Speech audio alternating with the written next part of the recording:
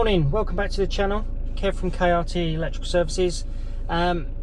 Today I'm going to take you on a little EICR journey that I'm doing at a house which is being sort of renovated. So yeah, please like, subscribe, press the bell, all that stuff. It helps build the channel and build some support. And yeah, we're just about to drive to site, and when we get there I'll get you out and I'll show you around, and we'll go through some of the stuff that I do at an EICR. Hopefully if there are any observations I'll show you them, and show you the system I use and the method I use to record them. So yeah, stay with us, stay tuned, and we'll see you soon. Right, hello, here we are, we're on site. The client is here. I've got permission to film, but I'm trying to keep my voice down. So but yeah, this is the setup we've got for EICR. I've got a table, tablet, tool bag, tester, etc, etc, and then this is the installation. So this is an old school house, I think Victorian, so we've got this old fuse board. It's a TT supply, and then we've got this other fuse board here. So what we're going to start doing is taking a ZE PFC, checking the bonding, etc, etc, do those initial checks, and then we'll start looking at these fuse boards, what circuits what supplies what, and then obviously test the individual circuits. So we have got a 30 milliamp RCD there. So yeah, it's just trying to figure out the supply characteristics, making sure that's all in order, and then we'll go from there. But what I'll do is, as and when I'm doing stuff, I'll take you around and show you bits and pieces, because I think there's going to be quite a few observations judging by the little walk around I've just done. So yeah, I'll get on with this and then I'll come back to you. So just looking around these fuse boards now, like security of fixing, which is all good. One issue is the top of the fuse board is meant to be IP4X, so you can't get anything bigger than 1mm in the top, but as you can see there's quite a large gap there, so you can get that screwdriver in there. So that'll be marked down as an observation.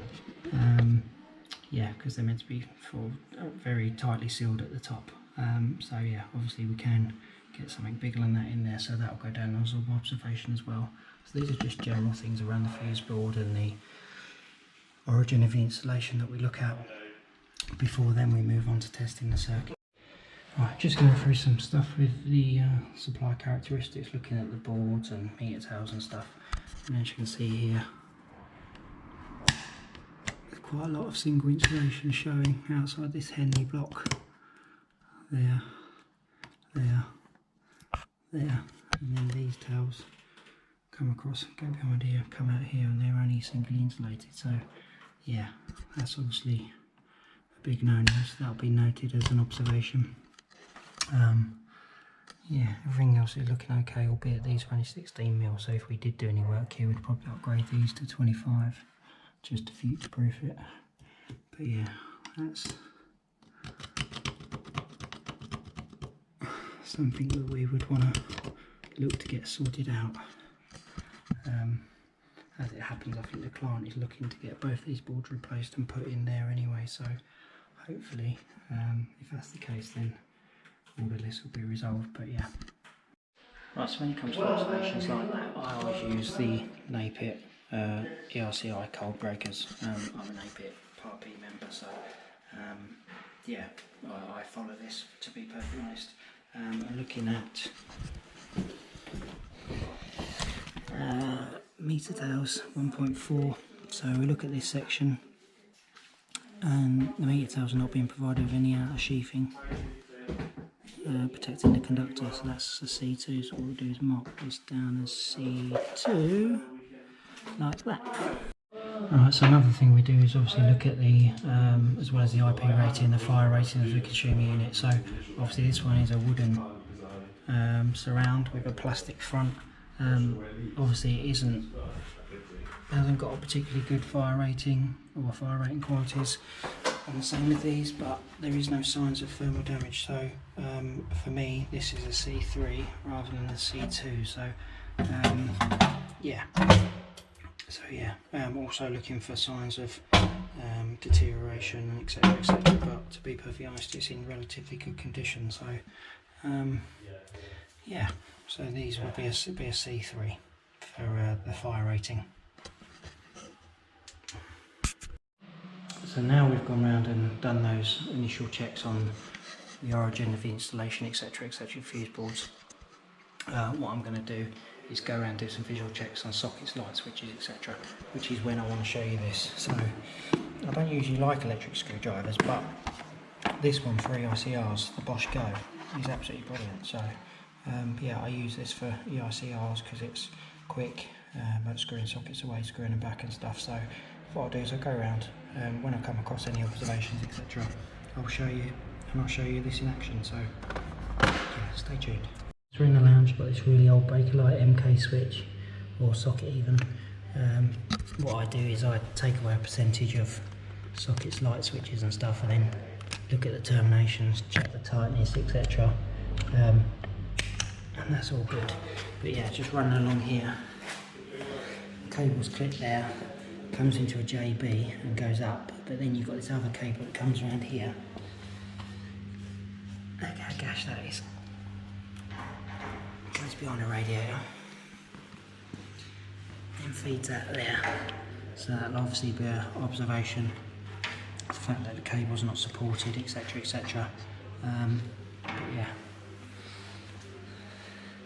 So these are the sorts of things that you look out for during the inspection. Cables not supported, poor terminations within sockets, light switches, any signs of thermal damage and stuff like that. So, and this is just the first room. So yeah, so what we'll do, as I say, I generally take away a percentage of sockets, light switch and a lighting accessory, but in here there isn't any. So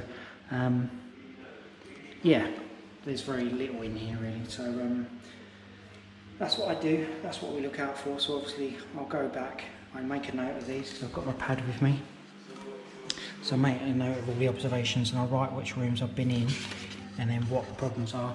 And when I get back to the tablet then, obviously we'll mark it down as observations on the report, which ultimately subsequently gets, you know, given back to the client at the end of the EICR. So yeah, that's what it's all about really. And this is how I do it. So yeah, stay tuned. I'm sure we'll find some more. Oh yeah, just want to show you this Bosch Go in action. So put that in there and we'll give it one turn just to get it started. And then the same with the bottom one. Like that. And then you can operate this by pushing, or you can just hold on that button there. So and go forward, and then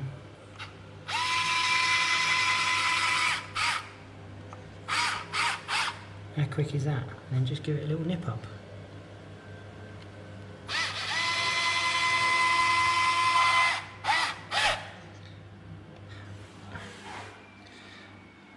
All the tools that I use, by the way, are available on my Amazon store, and that'll be in the comments, the link. But yeah, I think this is a great bit of kit for EICRs. Makes things so much quicker when you're taking sockets away and putting them back and stuff. So yeah, otherwise I don't use an electric screwdriver, but this saves so much time for this. So again, we're still in the lounge. I've just removed this light switch, and I don't actually know what it supplies because we've got no centre pendant lights, we've got no wall lights or anything. But when you switch it, nothing comes on. But just looking at it, so we've got no sealant between this and the wooden sort of lime plaster wall, which is a fire hazard, so that'll be marked down as observation. And then this is just 2-core, it's got no earth, so that'll obviously be marked down as well as an observation, the fact that it's 2-core, not to an earth cable. So I mean, it's a class 2 accessory, which is fine, but ultimately you still should have a CPC, because this cable runs in the wall at less than 50mm. So you know, we've got an RCD next door, but an RCD is no good without a CPC really. So so yeah, more observations, they're racking up. Right, so we're now back in the hallway, they're racking up quick. Now back in the hallway, back here, over near here, so we're just looking at this light switch which operates that light over there. So this is wired with singles, no CPCs again. no sealant here, which goes into a alarm plaster wall, so fire hazard. And then coming over to this light, it's a class 1 accessory with an earthing connection, as you can see, and there's no earth. So then I look behind here, got single insulated cables going through this hole. Look through here, what you got? Way goes into a bit of twin and earth. Well, it's not even twin and earth, it's just twin. So observations, obviously we've got live connections exposed, single insulated cables exposed, and a class 1 accessory which has no CPC. So yeah, full house I think. Right, so prime example as to why we remove sockets and switches and stuff to look at the terminations is because I've literally just removed this one and the CPC's come out, you see. So yeah, obviously that wasn't secured in there at all, so because that's just popped out, and this one was held in by one screw. So yeah, that's why we check stuff like that. And yeah, but to be honest, this place at the moment is not looking that great. Particularly the lighting circuits, there doesn't appear to be any CPCs in most places and stuff. So yeah, we'll go around upstairs because I've got a couple of more rooms upstairs to just inspect, and then we'll start testing, and then we'll see. So, whilst I'm up in this loft space, I've just got to show you this room up here and how beautiful this building is. Look at it. How beautiful is that? All that old woodwork. And then we've got a little secret corridor, which is really tight. Look at it. It's proper beautiful. It comes out in this side. Look at that. Check out this view as well. Look at that. The whole village. Right, so we're just going to test the upstairs lighting circuit, but this is part of the lighting circuit for the upstairs light on the landing, but there's no CPC at that switch. So what we'll do is we'll come up here and test to there. If I can just try and put him in there and then into there like that. So we're getting 0.47, so we've got earth continuity to there. Right, so we had 0.07 at the bottom of the landing. A couple other switches in these bedrooms, but there's no CPC. No CPC to test to. No CPC to test to. There is one here, so let's have a look. Stick him in there. See if I can do this one-handed.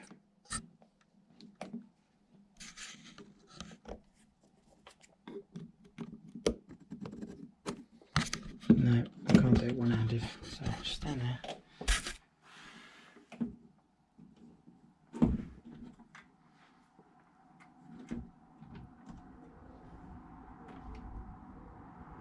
Oh. 0.12 we've got on that. Right, so we've got 0.12. So downstairs we had 0.47. Oh, sorry, not downstairs. On the landing we had 0.47. There we've got 0.12.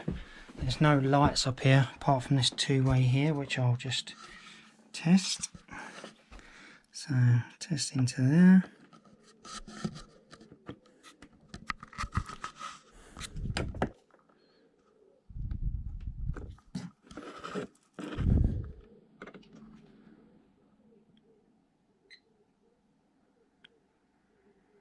.41. Sorry, 0.43. We have one over here as well, which test to.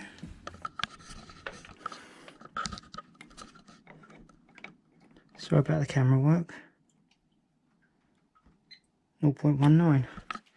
So 0.47, which is this end of the building, is our highest reading, so that would indicate that's the end of line, but everything else hasn't got a CPC, so it's a bit difficult to test everything. So yeah, I mean, I'll record the 0.47 on the certificate for the upstairs lights, but there's obviously lots of accessories that we haven't tested because there's no CPC. So they are class 2 accessories, so you know, the risk of electric shock, you know, is minimal. However, you know what people are like, they fit metal accessories, class 1 accessories, and there's no earth, and then that obviously ups the risk of electric shock and stuff. So obviously we'll highlight that on the EICR report, the fact that there's no CPC present, and then we'll make recommendations to the client about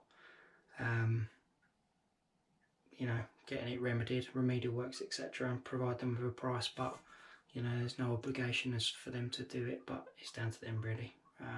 So yeah, right, that's one circuit tested. So we'll go back downstairs and show the format I use, and then carry on.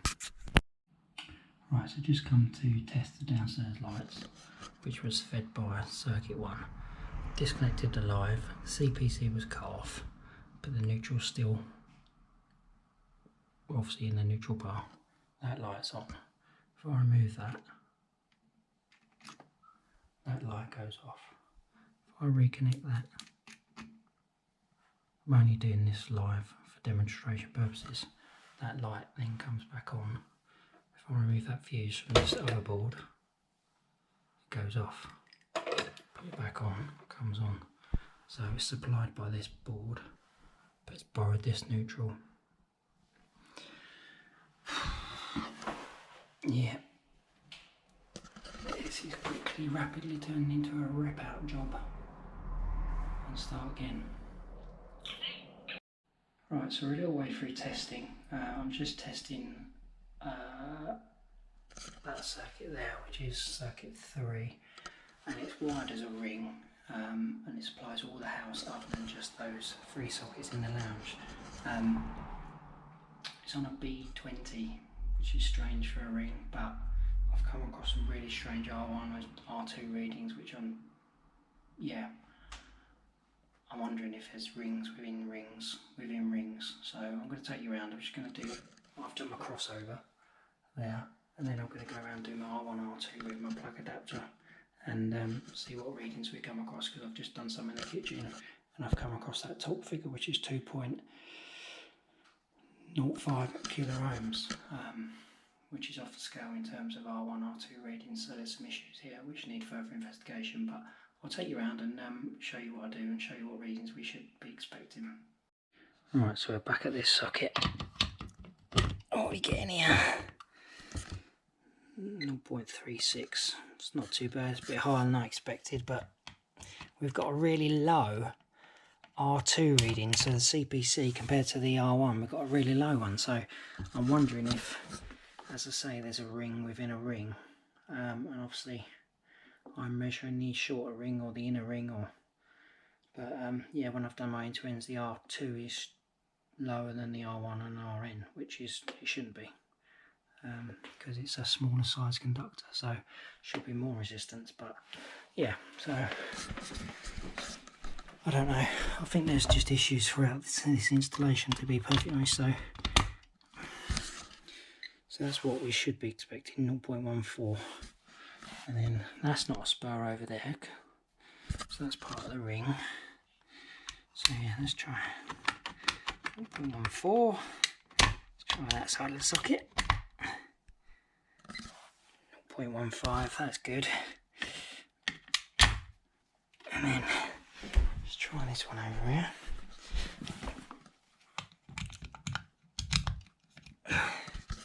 0.14, that's good.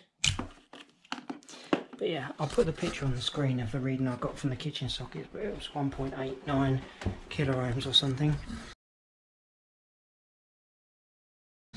which is ridiculous. Let's try this one. Again, this is a spur of some description on the circuit. 0.19. No sleeve. And let's try this one over here.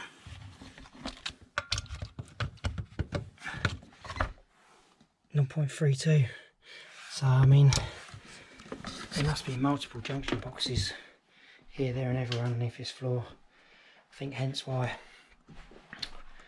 we're getting random readings. But yeah, just thought I'd bring you around and show you the crossover and the R1, R2 readings. As I say, there's multiple issues with its installation, and yeah, it's just a bit all over the place, to be perfectly honest. I've stopped testing the lighting circuits because let's see that, this one here, 0.65.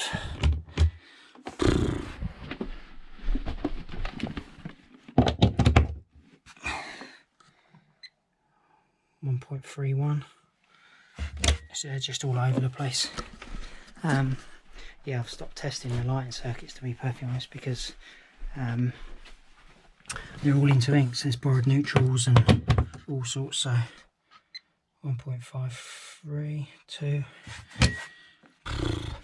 Yeah, there's borrowed neutrals, so that's just going to all need to be ripped out, to be perfectly honest.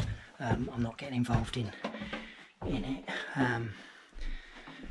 Unfortunately, it's the nature of buying an older property. 0.30. Last one.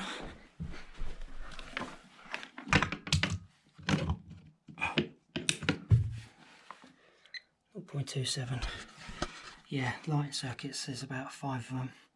It's borrowed neutrals and all sorts, fed from different dBs and stuff, so I'm not getting involved in all that. I've tested as much as I could, as safely as I can, and then there's lights supplied off socket circuits and all sorts, so yeah, it's going to be, I don't know, we'll see, but you know, it's looking like a partial rewire at best really at the moment, so for the client, but that is what it is. It's a, I think it's a 16th century house that's had obviously addition on addition on addition. You can tell that by the different fuse boards and stuff, and it's not been done properly or well, so it is what it is. So yeah, so we'll go back downstairs, put that circuit back together and then carry on. Just thought I'd give you an insight, so yeah, stay tuned. Right, we've pretty much done all the testing as much as we can do, apart from the lights, because all the circuits were interlinked and there were no CPCs in a lot of places. Yeah, so we've done a lot of that. Yeah, we've been around taking pictures of the faults to document them. And yeah, we put everything pretty much back together. Just want to show you this one last thing. Just looking at the outside lighting, and came across that external, that nice example of an external junction box. So yeah, but yeah, there's plenty of remedials here. But as I say, I'm making recommendations to the client, and then they decide whether they do or don't. So, but yeah, we'll have a tidy up, and then we'll have a chat in the van once I've finished. See you soon. Right, we just finished at that EICR. Sorry I didn't show you absolutely everything. It's wrong on my phone. Sorry I didn't show you absolutely everything, like testing the bonding and, you know, R2 and everything at the Wander lead and stuff like that, and a lot of the testing, it's just I'm trying to you know, trying to juggle getting the job done as well as, you know, documenting it and creating a video about, you know, the EICRs and stuff. And yeah, so yeah, but hopefully I, you know, gave you a bit of an idea of what's involved and how I do it, some of the stuff I use, some of the techniques, etc. And obviously showed you some of the observations as well, which you know, you come across. So I think best case, in my opinion, the recommendations I'm going to make for that job is best case, a lighting rewire, because you've got 3 or 4 lighting circuits, some of which are interlinked with borrowed neutrals. A lot of them haven't got CPCs, light switches or light fittings. Yeah, so a lighting rewire, and then some further investigation with regards to the socket circuits as well, because that ring I was getting all different readings with regards to R1, R2s and all that sort of stuff, so there must be either some seriously loose connections there or some other issues, which obviously needs further investigation. Plus then I'd recommend a fuse board upgrade, rural area surge protection and all that sort of stuff, so quite a lot of work to do there really. I'd upgrade the main earthing as well, because the main earthing was I couldn't find the earth rod out the front of the property, but the main earth was aluminium, I think, and I think was 4mm, which for a TT is okay as long as it's not buried, off the top of my head. Don't quote me on that, but I've got my rigs book over there, but I'll have a look at all that later. But yeah, I hope it gives you a bit of an idea of what you know, how I do any EICR, what's involved, some of the stuff that you come across, yeah, obviously if you enjoy the videos and the content I put out, then please like, subscribe, give us a thumb up, press the bell, get notifications for future videos and all that sort of stuff. And yeah, for this one, that's about it. So yeah, hope you enjoyed it. Thanks for coming along for the ride, and hopefully we'll see you soon on the next one. Take it easy. See you later.